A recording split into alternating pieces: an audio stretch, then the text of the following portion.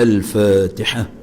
أعوذ بالله من الشيطان الرجيم. بسم الله الرحمن الرحيم. الحمد لله رب العالمين الرحمن الرحيم مالك يوم الدين. إياك نعبد وإياك نستعين. اهدنا الصراط المستقيم صراط الذين أنعمت عليهم غير المغضوب عليهم ولا الضالين آمين. أعوذ بالله من الشيطان الرجيم. بسم الله الرحمن الرحيم. الحمد لله رب العالمين والعاقبة للمتقين ولا عدوان إلا على الظالمين. أشهد أن لا إله إلا الله وحده لا شريك له وأشهد أن سيدنا محمدا عبده ورسوله. رب اشرح لي صدري ويسر لي أمري واحلل عقدة من لساني يفقهوا قولي وسدد لساني واهد قلبي. اللهم فقهنا في الدين وعلمنا تأويل واهدنا صراطك المستقيم. اللهم اجعلنا من الذين يستمعون القول فيتبعون أحسنه. سبحانك لا علم لنا إلا ما علمتنا إنك أنت العليم الحكيم ولا حول ولا قوة إلا بالله العلي العظيم. أما بعد. Musi dan ahli kuasa masjid, tuan-tuan imam, tuan-tuan Bilal, tuan-tuan puan-puan yang dikasihi sekalian, Assalamualaikum warahmatullahi wabarakatuh. Pertamanya marilah sama-sama kita manjatkan syukur kepada Allah SWT kerana pada malam ini kita dapat meneruskan siri pengajian bincangkan kitab Tauhid yang ditulis oleh Dr. Abdul Majid Aziz Az-Zindani. Dan kita dah beberapa kali tangguh dah, minta maaf sebab kekangan. Jadi malam ini kita sambung, itulah tajuk Fasal 7 Jilid 3 Ikhlas dalam Ibadat. Yang ada kitab boleh buka kitab, buku surat 334 Ikhlas dalam Ibadat. Sebelum ni dulu kita bincang tentang Allah Maha Esa, bagaimana kita meyakini, mempercayai kewujudan Allah, dan kuasa Allah, ketentuan Allah dan sebagainya. Jadi pada malam ini kita masuk menjurus kepada ibadat, tuan-tuan. Apakah definisi ibadat? Pengarang kitab ni memang kaedah dia macam tu. Dia tanya soalan, kemudian dia minta kita tolong jawablah hati dan dia tolong jawabkan. Ibadat dari segi bahasa ialah patuh dan menghina diri. Dipanggil sebagai khudu', khusyuk dan khudu'. Patuh dan menghina diri, rasa diri sangat kecil, kerdil di sisi Allah SWT. Maksudnya ialah, dia kata, menyerah diri dan patuh kepada seseorang dengan jitu. Bukan seseorang lah sebenarnya sebab tuju guna Allah SWT, tanpa sebarang penentangan, penyimpangan dan penderhakaan dalam melakukan apa yang diredai dan dikehendaki oleh orang itu. Kalau diumpamakan dengan orang, maknanya macam tu memang patuh terus tidak ada protes langsung, tak ada pertikai langsung, terima. Ia juga digunakan dengan makna darjat kepatuhan yang tertinggi. Itu ibadat. Itu maksud ibadat. Menurut syarak pula, dia kata, perkataan ibadat disebut dalam Al-Quran dengan 3 pengertian. Dalam Al-Quran ada 3 pengertian ibadat ni, tuan-tuan. Yang pertama, dengan makna ubudiyah, kehambaan.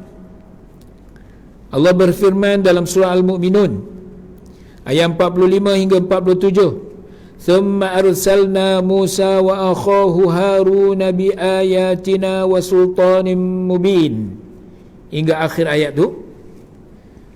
Kemudian kami mengutuskan Nabi Musa dan saudaranya Nabi Harun dengan membawa ayat-ayat keterangan kami dan bukti, yakni mukjizat yang nyata kepada Fir'aun dan kaumnya. Lalu mereka menentang seruan Nabi-Nabi Allah itu dengan sombong, takbur, serta menjadi kaum yang membesarkan diri. Sombong sangat, sehingga mereka berkata dengan angkuhnya, patutkah kita beriman kepada dua manusia seperti kita, sedang kaum mereka menghambakan diri kepada kita. Oleh kerana Fir'aun ni, dia kaya, dia sangat berkuasa dari sudut kekuasaan pemerintahan dia lah, jadi dia menganggap rakyat dia ni hamba. Termasuklah Nabi Musa, Nabi Harun ni. Sebab itu dia kata, patutkah kita beriman kepada dua manusia seperti kita, sedang kaum mereka menghambakan diri kepada kita. Ini kata Fir'aun, ini kata Fir'aun dengan sombongnya. Pendapat At-Tabari, Tabari ni dia ada hadis, hadis At-Tabari, tafsir At-Tabari, sangat terkenal juga tafsir tu. Pendapat At-Tabari dalam menafsirkan ayat ini, lana abidun, dia tafsirkan ayat 47 surah Al-Mu'minun ini. Faqalu anu'minu li basharaini mithlina wa qaumuhuma lana abidun. Jadi dia tafsirkan lana abidun tu, ayat 47 surah Al-Mu'minun ini, sedangkan kaum mereka menghambakan diri kepada Nabi. Maksudnya, ditafsirkan maksudnya, kaum mereka mengambil berat, taat dan patuh melaksanakan perintah dan memperhambakan diri kepada kita.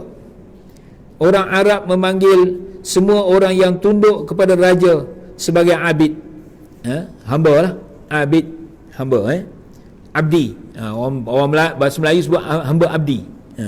Abdi itu dia bahasa Arab lah. Abid, abdi, memperhambakan dirinya, hamba abdi. Jadi bahasa Arab abid tu adalah hamba. Jadi oleh kerana ayat ini, ayat Quran ini, Allah ceritakan semula perangai Fir'aun tu, jadi dia kata ujung dia tu, wa qaumuhuma lana abidun, lana abidun, surah Fatihah kita baca juga tu kan, iyyaka na'budu wa iyyaka nasta'in, kan, iyyaka na'budu, samalah dia punya ni, Allah itu tuju kepada Allah SWT, dan itulah yang sepatutnya. Tapi Fir'aun ini, dia kata pula bahawa kaum yang berada di bawah pemerintahan dia itu adalah tunduk kepada raja, seumpama hamba lah. Allah berfirman pula dalam surah Az-Zumar ayat 17, walladzina ijtanabu at-taghut an ya'buduha wa anabu ila Allah lahumul busyra fabashshir ibad. Dan orang yang menjauhkan dirinya daripada menyembah atau memuja taghut, serta mereka rujuk kembali taat bulat-bulat kepada Allah, mereka akan beroleh berita yang menggembirakan. Sebaik-baik sahaja mereka mulai meninggal dunia. Oleh itu gembiralah hamba-hambaku. Fabashshir ibad. Jadi Allah gunakan perkataan ibad juga kat sini, abidun sama. Fabashshir ibad. Ini Allah tujukan kepada hamba Allah yang patuh dan taat kepada Allah SWT dan menjauhi taghut. Taghut ini sebahagian besar ahli tafsir, tuan-tuan, mentafsirkan perkataan at-taghut itu adalah sembahan-sembahan selain daripada Allah SWT.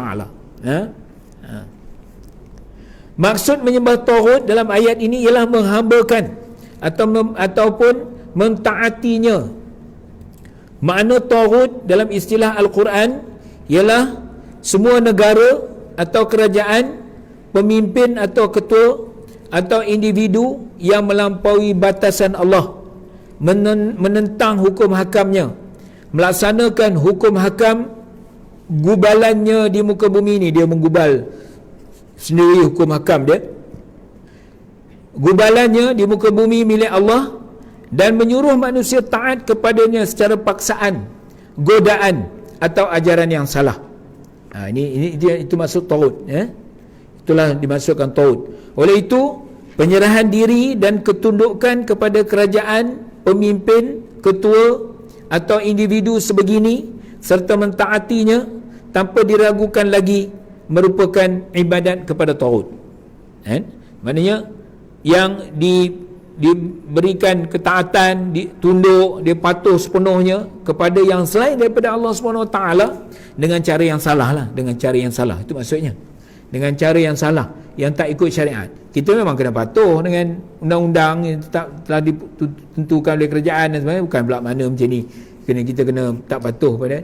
Jadi dengan cara yang salah, macam contohnya cara Fir'aun itulah, sebagaimana cara Fir'aun memerintah, dia menjadikan rakyatnya adalah sebagai hamba abdi, bahkan rakyatnya ramai juga yang dipaksa bekerja begitu kuat, bina piramid tu sampai mati, banyak ribu-ribu mati, dan sehingga dia mengaku dia Tuhan lah, sehingga dia mengaku dia Tuhan dan rakyat dia kena sujud kepada dia, kan.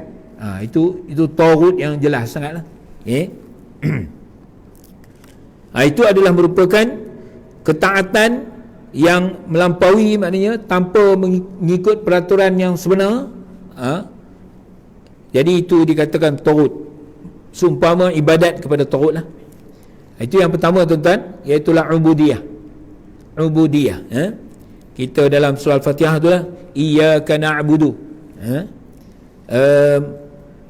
Kemudian ayat Allah sebut, wa ma khalaqtul jinna wal insa illa liya'budun.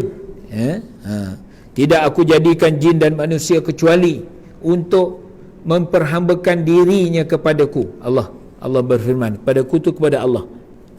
Wa ma khalaqtul jinna wal insa illa liya'budun. Sama dia guna perkataan abada, abid. Makna yang kedua, tadi yang pertama ubudiyah, ibadat adalah ubudiyah. Yang kedua, tuan-tuan, ibadat bermakna ketaatan. Firman Allah SWT dalam surah Yasin. Kita kalau tak ada pengajian malam Jumaat, kita baca Yasin lah, kan, tuan? Kita dah biasalah baca ayat ini. Surah Yasin ayat 60. Alam a'had ilaikum ya bani Adam alla ta'budu syaitan innahu lakum aduwwum mubin. Bukankah aku telah perintahkan kamu, wahai anak-anak Adam, supaya kamu jangan menyembah, yakni mentaati syaitan.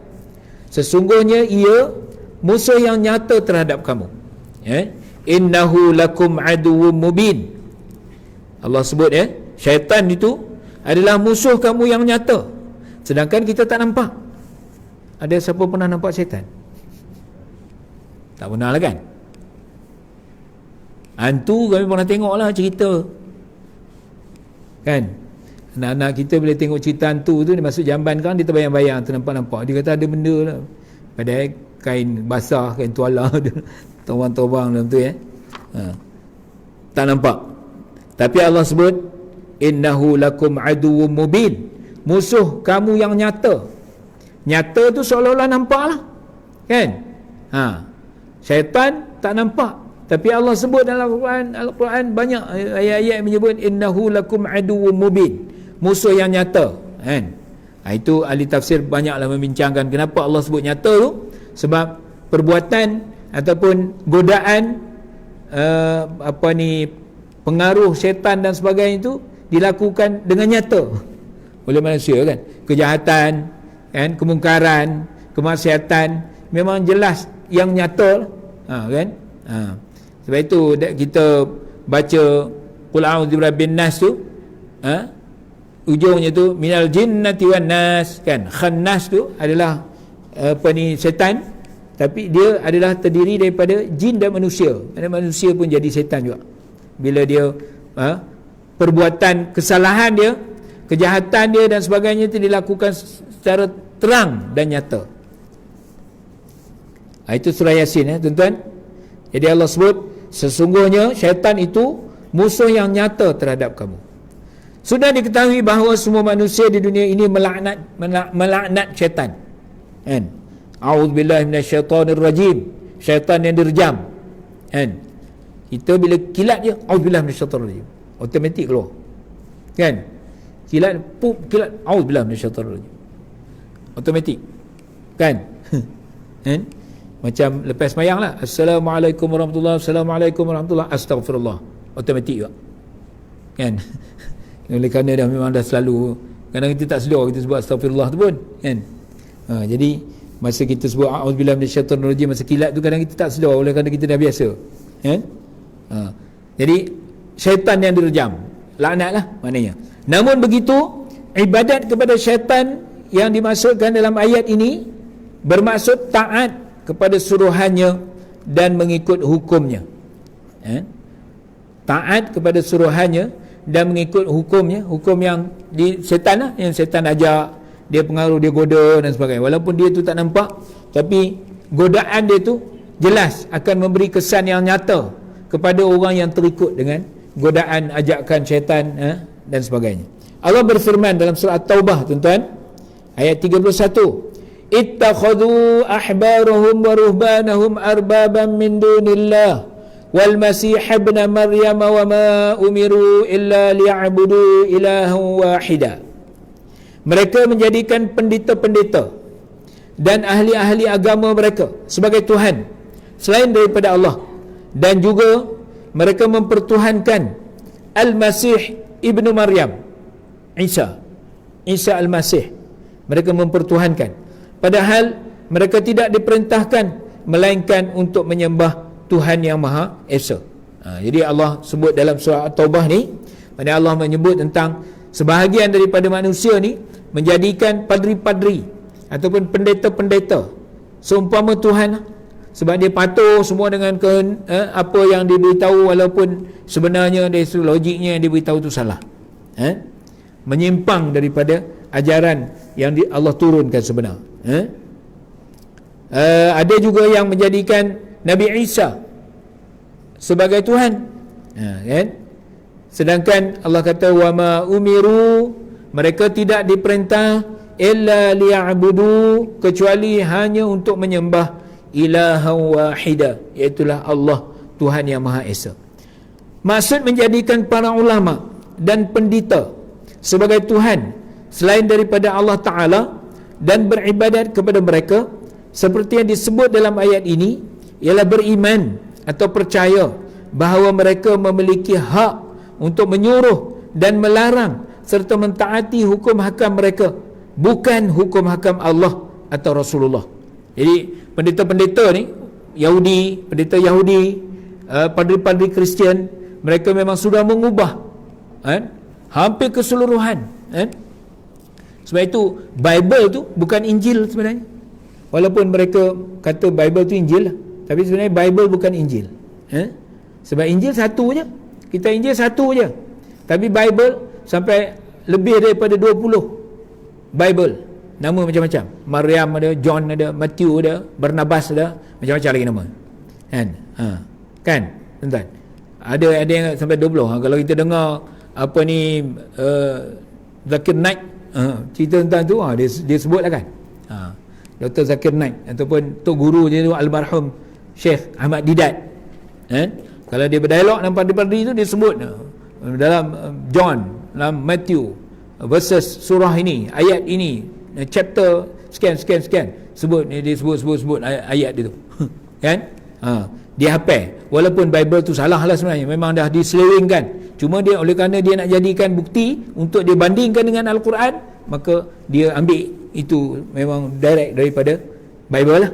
Jadi Bible tu bukan Injil, tapi mereka, oleh kerana mereka dah ubah banyak kan, dah memang hampir keseluruhannya diubah, tapi pengikut dia masih lagi taat, patuh kan. Itu yang dia katakan mereka memperhambakan, mereka patuh dan taat hukum hakam yang diberitahu oleh padri-padri pendeta-pendeta ni, bukan hukum hakam Allah ataupun Rasulullah SAW.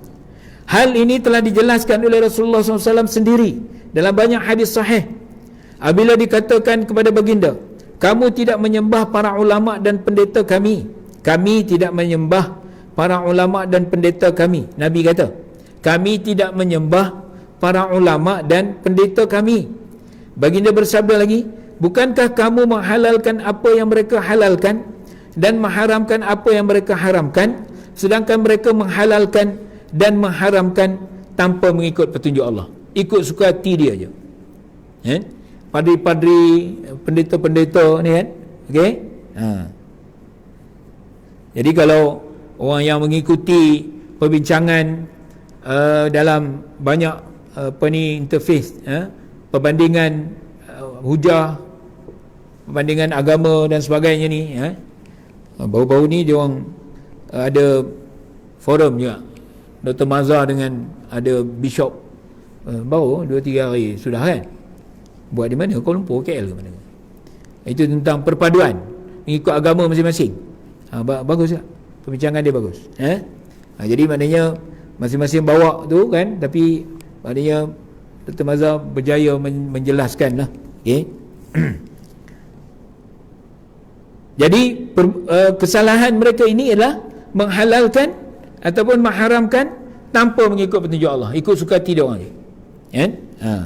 Firman Allah SWT dalam surah Al-Maidah, ini bukti di antaranya Allah sebut, wa man lam yahkum bima anzalallahu faulaika humul kafirun, dan sesiapa yang tidak menghukum dengan apa yang telah diturunkan oleh Allah kerana mengingkarinya, maka mereka itulah orang kafir. Ayat ni banyak, dan antaranya memang ditujukan kepada pendeta-pendeta Yahudi dan Kristian inilah, kan, kerana mereka telah mengubah banyak ayat-ayat Allah yang asalnya memang turun kepada Nabi mereka, Nabi Musa, Nabi Isa, dalam kitab Zabur, kitab Taurat, kitab Injil, dalam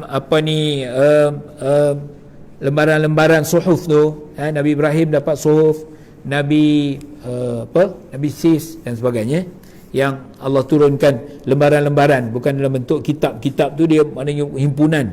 Tapi kalau lembaran-lembaran ni, antaranya Nabi Ibrahim yang menerima lembaran-lembaran ataupun disebut sebagai suhuf. Itu semua adalah merupakan peraturan-peraturan, arahan-arahan Allah, ajaran-ajaran daripada langit, daripada Allah SWT, dan sebahagian besarnya dan hampir kesemuanya yang telah disampaikan kepada mereka umat Nabi Isa contohnya, pendeta-pendetanya dan sebagainya telah mengubah, menyebabkan mereka ditukar. Sebab itu Bible tu jadi banyak versi. Sepatutnya satu je. Kalau Injil betul, dia satu je lah, kan? Sebab Injil hanya satu kitab. Okey, itu yang kedua. Maksud yang kedua, ibadat, iaitulah ketaatan. Maksud yang ketiga, ibadat dengan makna mempertuhankan. Tadi yang pertama apa dia tuan-tuan? Ubudiyah ataupun mengabdikan. Yang kedua apa dia tuan-tuan? Yang kedua dia apa tuan-tuan? Ngaji tak ingat. Ketaatan, taat. Yang ketiga ni adalah mempertuhankan.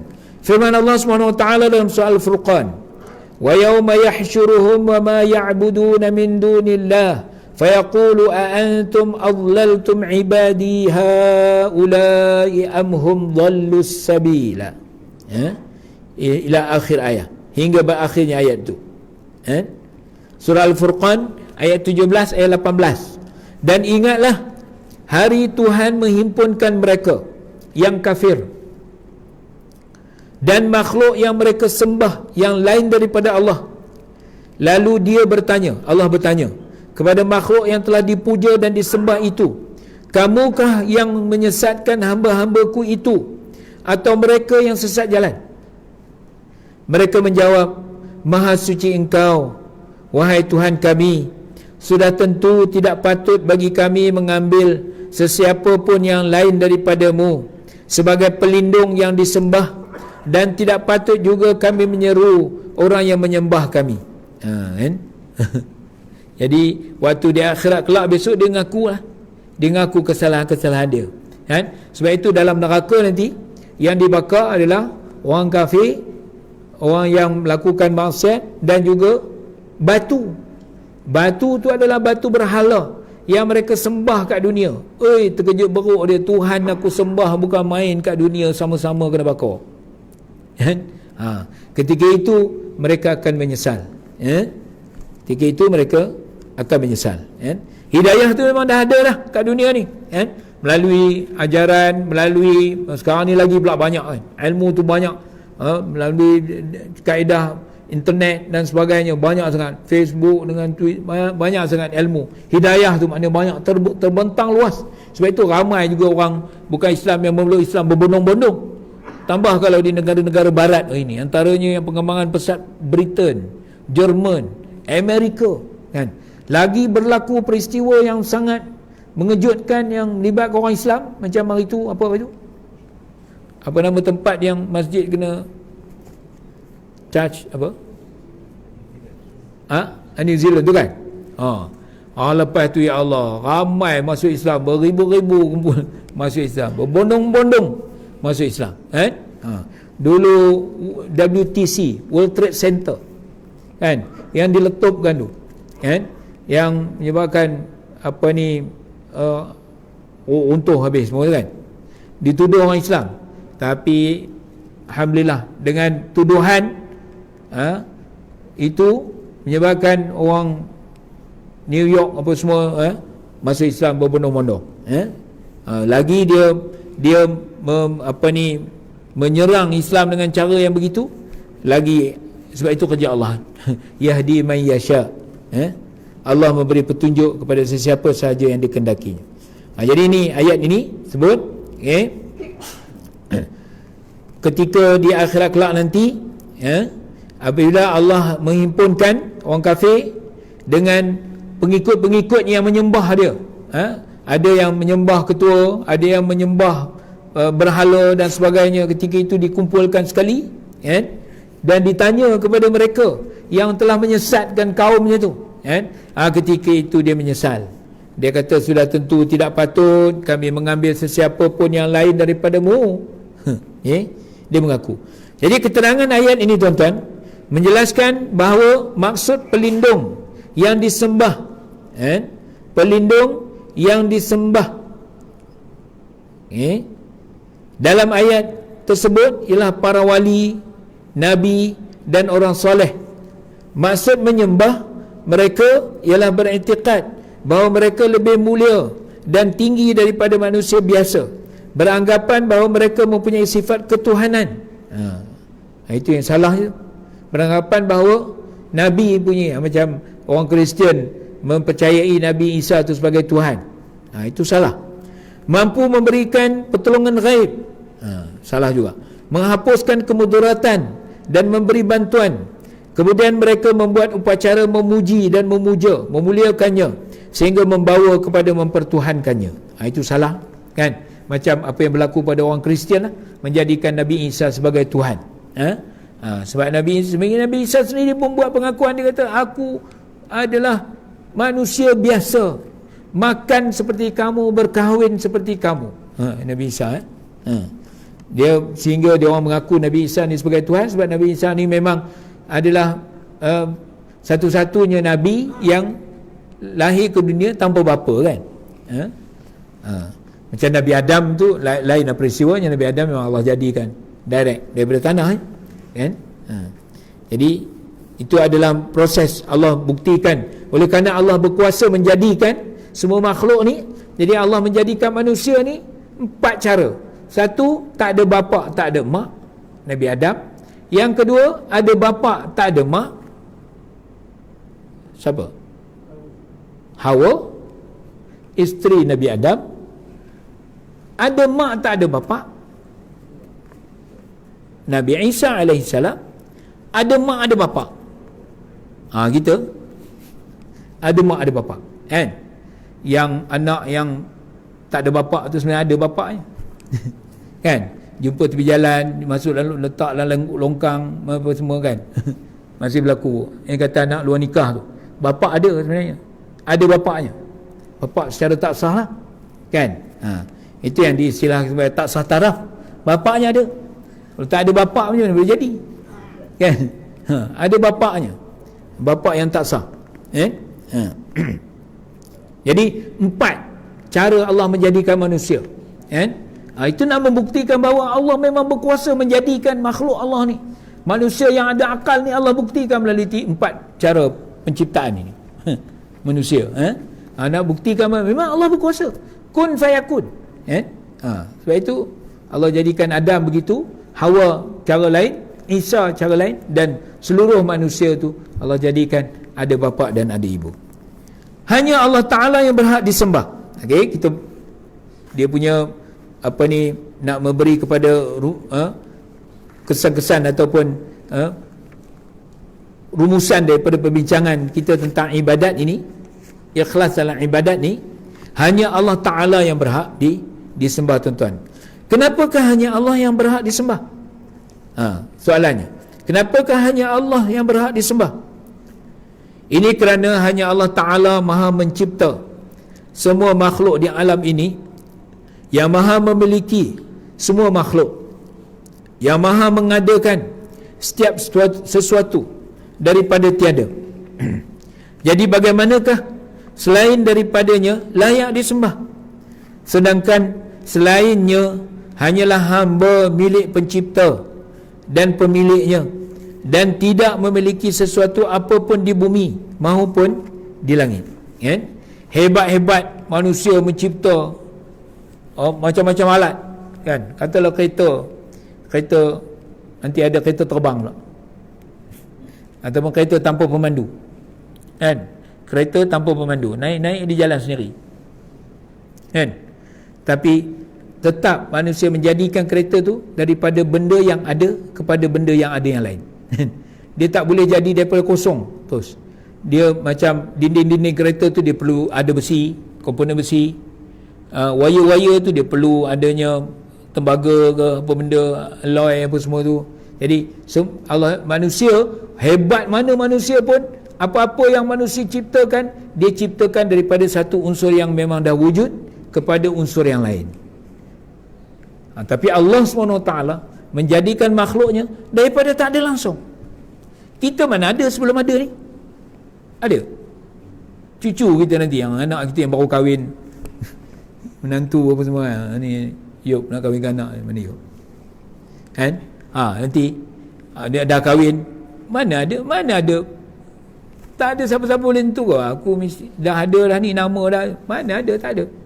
Sehinggalah dia lahir, maknanya daripada tak ada langsung, memang zero, betul-betul kosong tu Allah jadikan, kun fayakun.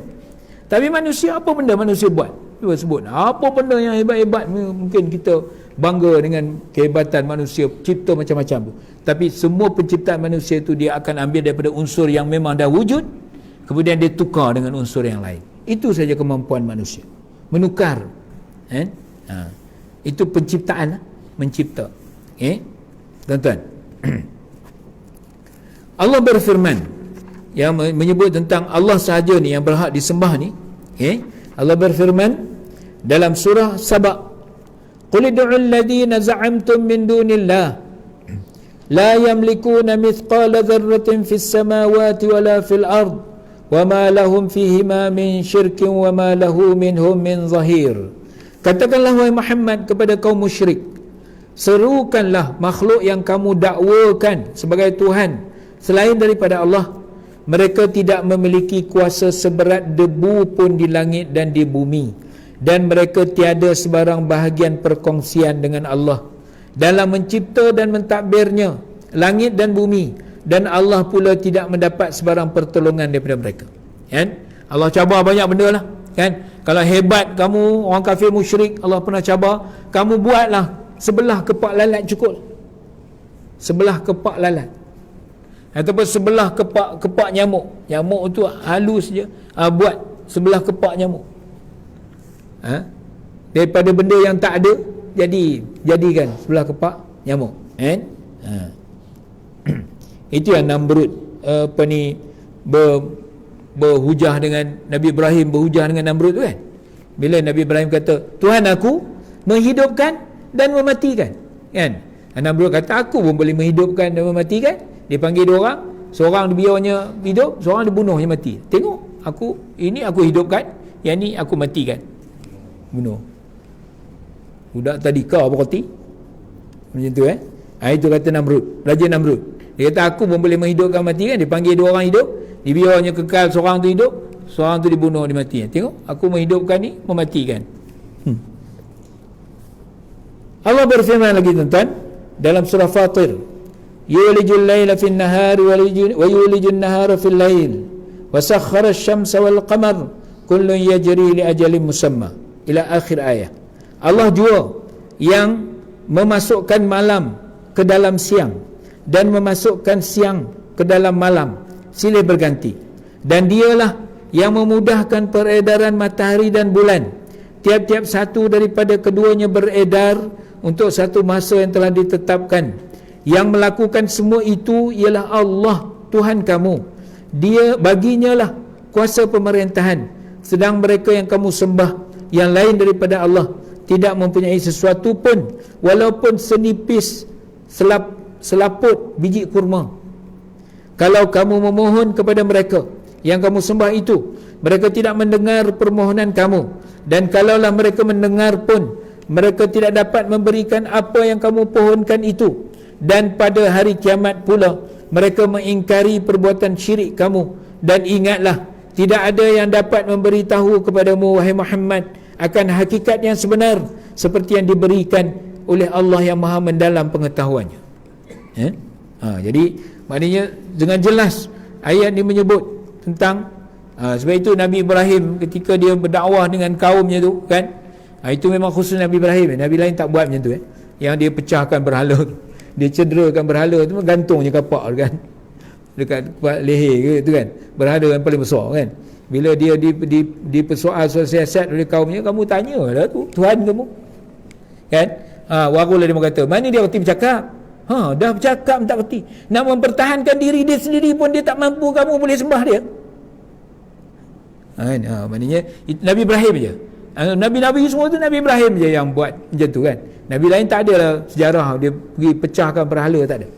Nabi lain Nabi-Nabi lain tak ada. Jadi maknanya itu adalah dia punya hikmah balik dia.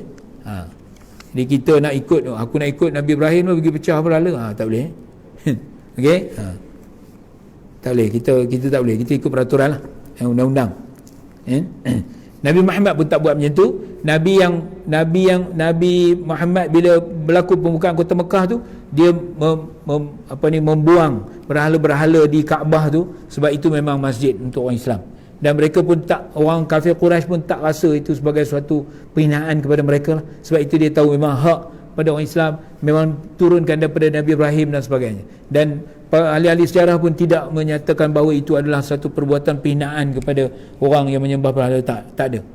Kita kalau baca sejarah, dia orang tak kata begitulah. Sebab memang tempat itu oleh kerana dipenuhi berhala-berhala yang beratus-ratus tu kan. Sebelum itu mereka oleh kerana dia dikuasai oleh orang kafir musyrikin Mekah, sebelum diambil alih oleh Nabi Muhammad SAW selepas berlakunya Fathu Mekah. Bila dah Fathu Mekah tu, mereka mengalihkan berhala-berhala tu dan dikumpulkan dan dibakar lah. Sebabnya berhala di orang yang lain tu banyak ada lagi, di rumah-rumah mereka pun ada berhala kan. Jadi itu tuan-tuan. Kemudian Allah sebut lagi ayat yang berikutnya dalam surah Al-A'raf, ayusyrikuna ma la yakhluqu syai'an wa hum yukhlaqun, ayusyrikuna ma la yakhluqu syai'an wa hum yukhlaqun. Surah Al-A'raf. Patutkah mereka mensekutukan, mensyirikkan Allah dengan benda-benda yang tidak dapat menciptakan sesuatu pun, sedang benda-benda itu sendiri diciptakan. Maksudnya berhala-berhala tu memang dicipta kan, dibentuk, diciptalah oleh manusia kan. Maknanya Tuhan yang disembah tu pun ada yang membuatnya kan. Jadi macam mana dia Tuhan yang mereka sembah itu boleh mencipta sesuatu pun? Tak boleh. Itu adalah rumusan daripada berkaitan dengan ibadat ni. Hanya Allah Ta'ala sahaja yang berhak disembah. Berikutnya, berdoa adalah merupakan intipati ibadah. Berdoa adalah merupakan intipati ibadat. Adakah berdoa itu ibadat? Doa adalah intipati ibadat sebagaimana yang disebut dalam hadis Rasulullah sallallahu alaihi wasallam, berdoa kepada perkara gaib, iaitu kepada sesiapa yang dipercayai dapat memakbulkan doa di mana jua kita berada, bermaksud kita yakin kehadiran orang yang dipohonkan doa di mana jua kita berada. Kita juga meyakini kemampuannya dalam menguruskan alam semesta dengan kekuatan yang kita sendiri tidak ketahui. Doa ini adalah kesimpulan kepada iman dan intipati ibadat kita. Allah berfirman dalam surah Ghafir ayat 60, wa qala rabbukum ud'uni astajib lakum innal ladzina yastakbiruna an ibadati sayadkhuluna jahannama dakhirin. Dan Tuhan kamu berfirman, berdoalah kamu kepadaku, nescaya aku perkenankan doa permohonan kamu. Sesungguhnya orang yang sombong takbur daripada beribadat dan berdoa kepadaku akan masuk neraka Jahannam dalam keadaan hina. Jadi doa ni adalah merupakan intipati ibadat ataupun sebahagian daripada ibadat. Ad-du'a'u mukhul ibadah. Ada hadis Nabi kata doa ini adalah otak kepada ibadat, intipati kepada ibadat, ya. Jadi bila kita berdoa membuktikan bahawa memang kita sepenuh bergantung dengan Allah SWT lah, doa apa aja, doa apa sahaja kan, doa kebaikan lah, apa-apa sahaja berkaitan dengan kehidupan, berkaitan dengan pekerjaan, berkaitan dengan keluarga, berkaitan dengan keselamatan, macam COVID ni semua ni kan, doalah kepada Allah SWT sentiasa kan. Nak keluar rumah berdoa, nak solat berdoa selepas. Sebab itu ada waktu-waktu yang sangat dimakbulkan doa kan. Antaranya adalah selepas azan, antara qomat, ketika sujud kan, ketika sujud berdoa, ketika sebelum memberi salam kan, dan pada waktu tengah malam, ketika orang lain semua tidur dan sebagainya, kita berdoa kan. Dan doa ni pun walaupun makhluk yang lain daripada manusia, binatang, hatta babi, anjing, dia berdoa kepada Allah SWT, Allah dengar kan. Orang kafir, orang apa semua, dia berdoa, Allah dengar, Allah dengar, dan Allah perkenankan kan? Allah perkenankan. Cuma Allah, ada yang Allah perkenankan cepat, Allah ada yang Allah perkenankan lambat, ada Allah perkenankan dalam bentuk lain, ada Allah makbulkan di akhirat kelak nanti. Jadi itu hak Allah SWT untuk memperkenankan. Sebab itu ud'uni astajib lakum, berdoalah kepada aku akan tunaikan. Allah kata ud'uni astajib lakum, berdoalah kepada aku. Anak-anak kita nak periksa, kita tolong doakan mak bapak. Doa mak bapak ni sebenarnya doa yang makbul kan. Sebab itu kita jangan berfikiran negatif dengan anak-anak ni kan. Bila kita berfikiran negatif dengan anak-anak tu, kita doakan keburukan untuk dia kan. Oh, kamu jangan itu nanti negatif lah. Apa-apa yang negatif apa-apa yang negatif. Sebabnya bila negatif tu, dia secara tak langsung kita mendoakan keburukan bagi dia kan. Sebab kita kena meletakkan bahawa walaupun kita berusaha, walaupun anak kita berusaha apa-apa pun, ada tindakan dia, ada usaha dia, ada perancangan dan sebagainya, tapi kita kena juga meletakkan ketentuan Allah SWT kan. Sebab dalam masa yang kita berusaha, kita merancang, kita bersungguh-sungguh apa-apa pun, tapi Allah yang menentukan, menyusun dan sebagainya kan. Kadang-kadang kita buat macam ni, dia jadinya lain. Kadang-kadang kita jadi, tapi bila kita meletakkan pergantungan tu kepada Allah SWT, maknanya doa, pengharapan, pengharapan sepenuhnya kepada Allah SWT, kita akan rasa lega. Kita akan rasa lega sebabnya Allah, kita sentiasa berada di bawah perlindungan Allah SWT. Jadi kita berhenti setakat tu tuan-tuan. Untuk malam ni dah bunyi loceng dah. Bunyi loceng pula. Bunyi apa tu? Dan Isya kan. Kita berhenti setakat tu insya-Allah. Time's up. Kita punya kuliah-kuliah ni masih dia punya SOP-nya sama Isya berhenti. Betul insya-Allah. Tak ada pula dia orang bagi lanjut-lanjut lagi okey. Yalah, sebabnya COVID ni pun nampak banyak. Tambah-tambah Sabah nak pilihan raya, makin ramai, makin banyak pula kena Kedah nampak dah berkurang, alhamdulillah lah, Kedah berkurang kan. Tapi Sabah ni makin banyak kluster-kluster timbul kan. Jadi kita doakan juga, doakan kan saudara-saudara kita ialah saudara kita yang berada di Sabah, supaya mereka juga selamat insya-Allah daripada Covid dan sebagainya insya-Allah. Okey tuan-tuan, ada apa-apa nak tanya? Ya.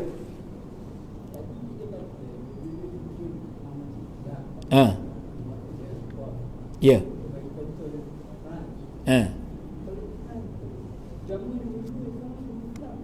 Macam mana? Agama terbesar. Perancis. Ya. Ya. Cepatnya.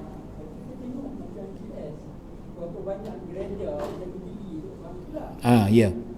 Ya.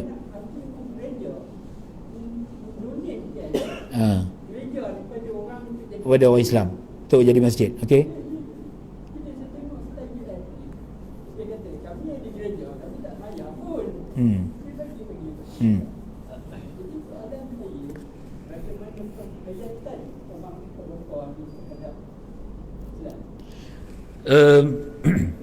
Sebenarnya orang barat ni dia sifat open minded dia tu. Itu kelebihannya sebenarnya, open minded. Keterbukaan mereka. Keterbukaan dia kan. Kita ni kerana kita Allah alam lah open minded ni maknanya keterbukaan, berlapang dada tu. Memang orang barat macam tu kan. Dia boleh tanya direct, dia boleh bincang direct semua kan. Bayangkan kalau kita tengok macam mana dia open minded tu, mereka menentang Zionis tu sampai dia boleh pergi masuk dalam shopping complex tu, ambil barang-barang Zionis Israel tu pergi buang kat luar kan. Peraturan dia juga membenarkan, kita tak boleh buat macam tu, kita naya, kita masuk lokap kita kalau di Malaysia kan. Jadi maksudnya dia punya sifat open minded ni. Jadi saya maksudnya oleh kerana keterbukaan mereka itu, memang doktrin mereka begitu, jadi itu menyebabkan dia memang dia boleh discuss secara macam kita ni ada batasannya kan.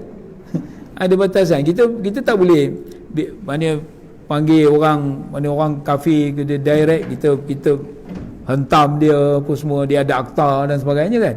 Kita boleh didakwa apa semua, tapi di barat tak. Yang maknanya yang baik pun boleh berkembang, yang buruk pun sampai dia orang boleh demonstrasi dalam keadaan tak ada surat benang kat badan pun, orang perempuan telanjang bogel demonstrasi kan. Yang tu pun berlaku juga kan di barat kan. Jadi maknanya dia oleh kerana keterbukaan dia tu adalah merupakan satu kredit pada mereka untuk dia. Dan satunya lagi adalah hidayah Allah SWT lah kan. Sebabnya Allah sebut wa man yartadda an dini kan, barang siapa kalau sekiranya orang Islam ni dia berpaling daripada agamanya, tak nak berusaha untuk menyebarkan agamanya, mengembangkan agamanya, menunaikan tanggungjawab dia sebagaimana Nabi menunaikan tanggungjawab daripada seorang, akhirnya jadi maknanya tanggungjawab dakwah ni adalah merupakan tanggungjawab Islam. Bila orang Islam tak nak lalu laksanakan tugas, Allah kata saufa ya'ti wa man yartad an dini fa saufa ya'ti Allahu biqaumin, Allah akan datangkan pula satu kaum lain, yuhibbuhum wa yuhibbuna, mereka itu berkasih sayang sama mereka, kasih kepada Allah dan Allah juga cinta kepada mereka. Jadi itu maknanya janji Allah kan. Jadi mungkin juga macam negara kita ni dari sudut, oleh kerana dia ada keterbatasan tu, kita nak cerita macam kita boleh pergi jumpa orang, kita terus cerita dia tentang Islam apa semua, lain macam kan. Ataupun kita takut dengan macam-macam tu.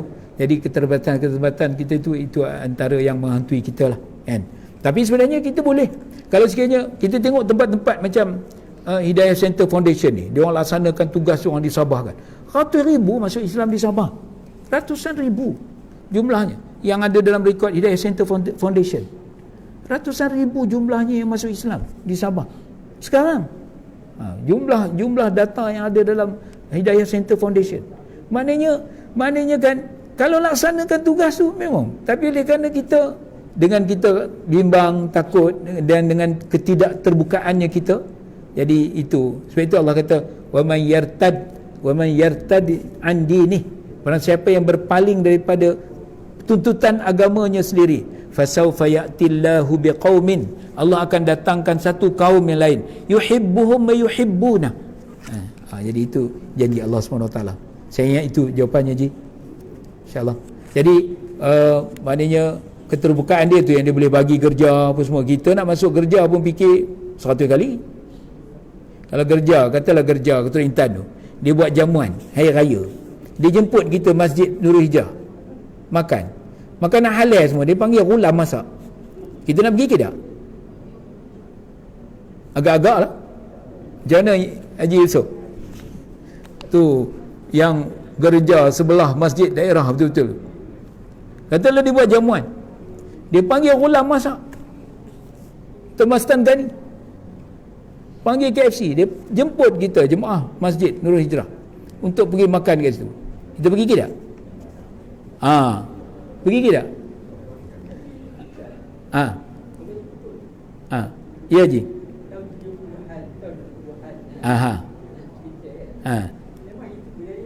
Ya, betul. Sebab itu ramai orang Melayu ambil anak angkat Cina dan jadi Islam mereka. Betul tak? Kita pergi. Iyalah. Dulu.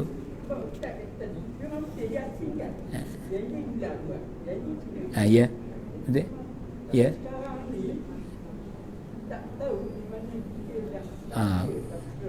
Tak apalah.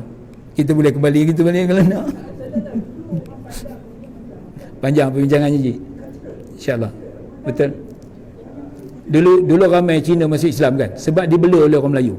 Dan Cina pun dia lebih selesa bagi dekat orang Melayu. Betul tak? Kat Bido apa semua tu saya tengok ada opak-opak dah meninggal banyak pun. Asalnya dulu Cina. Orang Cina yang duduk satu kampung orang Melayu tu, dia bagi anak dia, oleh kerana dia pun hidup agak susah apa semua, dia tahu orang Melayu ni memang boleh bela dia apa semua, masuk Islam, ramai masuk Islam. Dan tak ada masalah. Kita Raya Cina pun kita pergi, walaupun kita tak makan juga kan, tapi kalau limau kita makan lah kan, dia bagi fresh orange kita minum dulu-dulu kan. Sekarang ni itu yang saya kata tadi, kalau gereja tu panggil kita belum rasa susah nak pergi. Tapi ada sekali dulu Hidayah Center buat program di masjid daerah, jemput bishop sebelah tu datang, masuk dia masjid daerah tu. Lepas tu riuh pula macam-macam orang tuduh, orang kata macam-macam sebab orang Kristian masuk dalam masjid.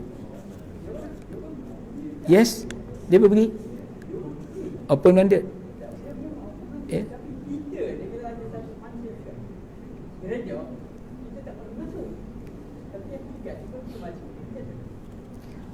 Tapi sebenarnya ajaran Islam dia tak ada pula kata jangan masuk gereja, tak ada. Sebab itu masa Sayyidina Umar pergi membuka Palestin semula selepas dikuasai oleh Rom, dan ketika itu Masjid Al-Aqsa tu memang sudah diletak salib apa semua kan. Jadi Sayyidina Umar mengangkat salib yang sudah dipenuhi oleh habuk-habuk letak di atas. Maknanya kan. Jadi sahabat tengok macam memuliakan, dia kata dia ada tujuan dakwah sebenarnya. Sebab yang memerhati tu orang Kristian yang ada di sekitar memerhati tu, dia kata ketika itu dia akan rasa, maknanya kalau itu pun dia jaga, maknanya kita nanti dia takkan sia-siakan lah sebagai manusia. Ya.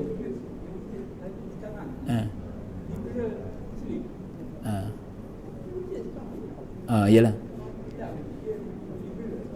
Tapi sebenarnya benda-benda tu banyak perbahasannya pun.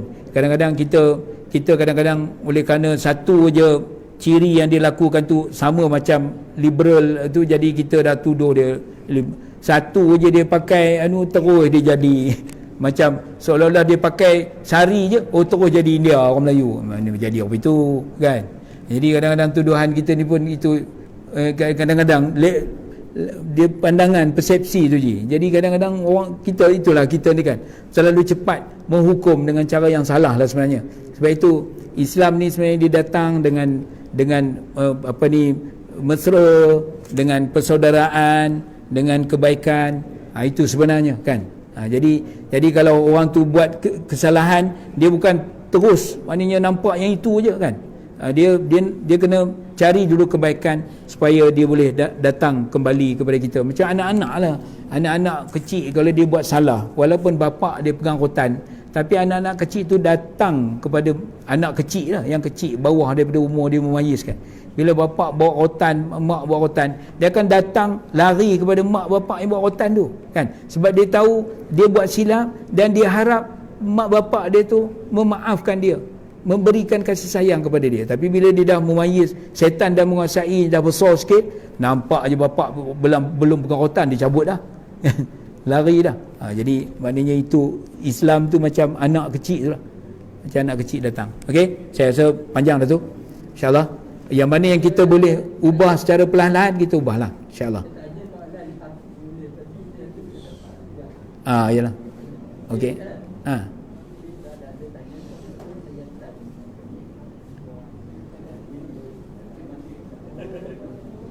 Tak dengar je. Yalah. Okey insyaAllah. Okey insyaAllah. Jadi maknanya ialah kita sekurang-kurangnya persepsi kita tu lah, persepsi, gambaran kita pada orang ramai, jiran-jiran dan sebagainya itu kita kena perbetulkanlah perlahan-lahan kan, supaya kita dalam masa yang sama kita mempamerkan, mempromosi agama yang kita anuti ni insyaAllah. Okey, jadi saya rasa tuan-tuan perempuan itu je, banyak lebar bincangan kita bab itu insyaAllah. Yang baik itu daripada Allah SWT. Salah silap kelemahan diri saya sendiri, saya mohon kampunan Allah SWT. Saya mohon kemaafan daripada tuan-tuan dan perempuan kalau ada salah dan silap. Kita akhiri dengan surah Wal Asri. Bismillahirrahmanirrahim. Wal Asr innal insana lafi khusr illa alladhina amanu wa amilus salihat wa tawassaw bil haqqi wa tawassaw bis sabr. Billahi taufiq hidayah. Wassalamu alaikum warahmatullahi wabarakatuh.